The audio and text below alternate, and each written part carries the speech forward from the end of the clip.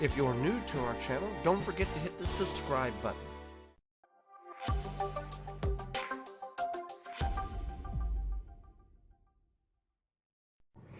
So how tall did our mammoth giant sunflower get? Little backstory. This was not a sunflower in which we planted. We'd had sunflowers here a year ago. We had little bird feeders on both sides, like right in front of you on a tuna can on a stick. And we just let it be. These germinated and we knew what they were, so we didn't touch them. We have found through studies and information that the morphation of the plant seems to exceed multiple heads the second, third, fourth year, that type of thing.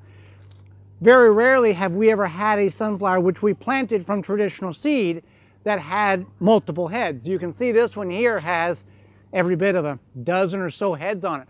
So we're going to cut it down at ground level and measure it and see what we actually have. How tall did it really grow? So this stem is about 2.5 inches in diameter. I'm going to have a saw here to cut it at ground level. Not about to even try to pull it out because the roots are too thick. It's like cutting down a small tree. And once I get it cut here, we will measure it and see what we actually have. All right, so this thing is solid.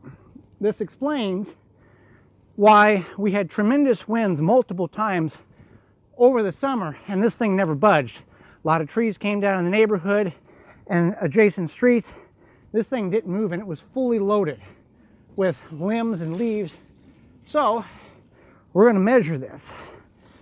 We're going to see what we have as a height. I'm going to guesstimate. All right, we are 12 feet 4 inches.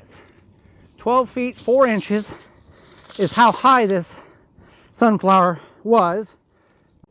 There are no seeds left in this as the birds have consumed much of them and or dropped more in that area there, which more will come up. So now the question is, what do you do with a 10-foot solid stalk? You could utilize it for a trellis of some sort, like a base, something like this here.